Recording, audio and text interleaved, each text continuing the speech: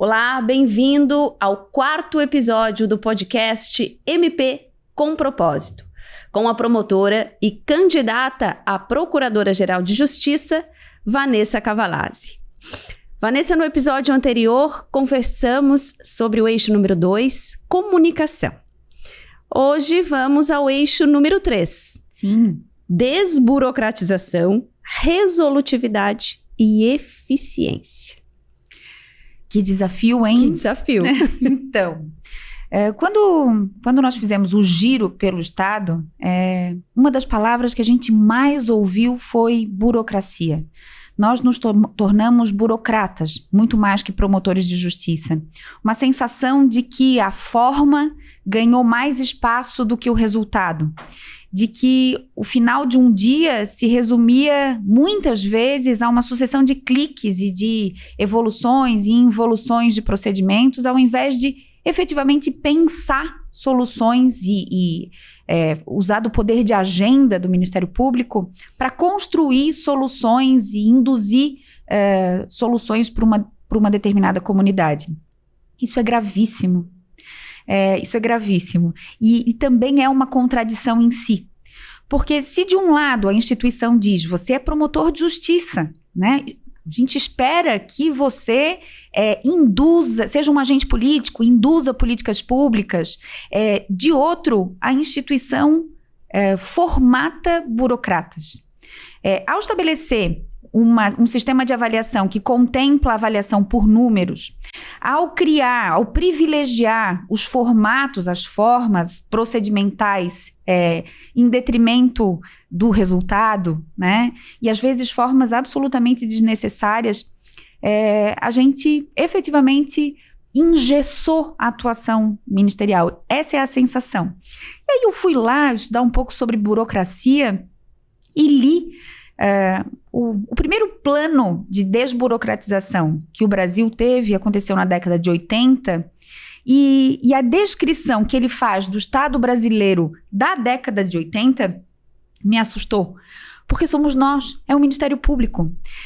O plano mencionava a existência de um centralismo exacerbado, de um formalismo absurdo, de uma sensação de desconfiança, né, permanente, uma relação de tutela com o servidor público, ao invés de o estímulo à inovação, à formatação de soluções.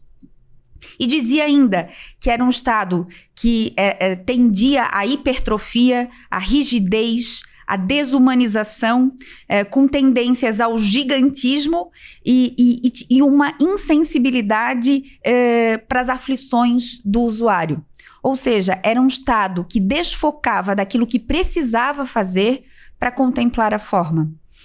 Em larga medida, somos nós. Mas isso se falava da década de 1980. Exato. Então, até se compreende.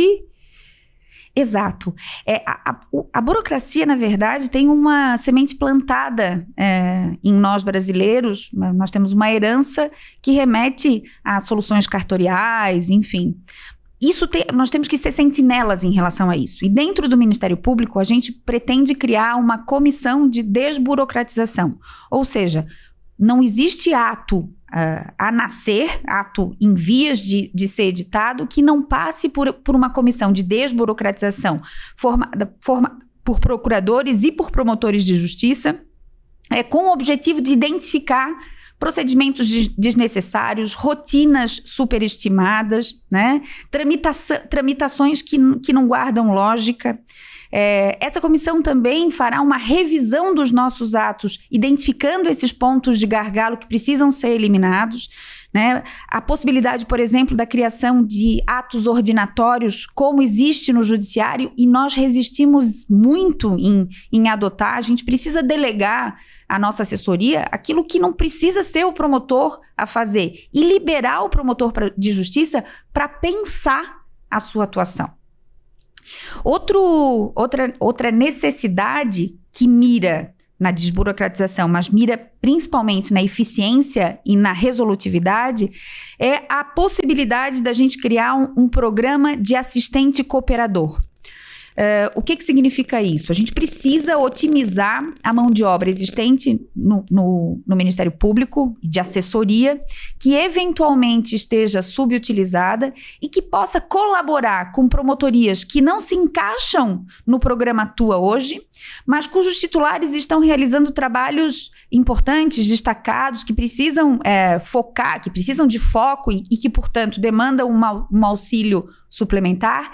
Então, esses assistentes seriam disponibilizados via programa de assistente cooperador a esses promotores no exercício dessas atividades assim, importantes e prioritárias. Porque tudo está muito interligado, né? O fato de tu diminuir a burocracia, de consequência, aumenta a eficiência e a resolutividade. Claro, Jean, claro. E isso com inteligência, com criatividade, utilizando a mão de obra de assistentes já dentro da nossa casa e otimizando, né, melhor aproveitando essa mão de obra. Mas não é só, tá? A gente precisa avançar e precisa ser ousado. Há necessidade, nós temos comarcas de entrância final absolutamente congestionadas. E é um degrau da instituição muito largo. A gente precisa enfrentar essa situação, avaliando inclusive a possibilidade de criação para promotorias congestionadas, com alta tramitação de procedimentos e processos, do terceiro assistente de promotoria. E a conversão de um estagiário de direito, de graduação, em um residente, ou seja, um auxiliar, uma assessoria um pouco mais qualificada. Isso tudo para mirar naquilo que tu estavas dizendo.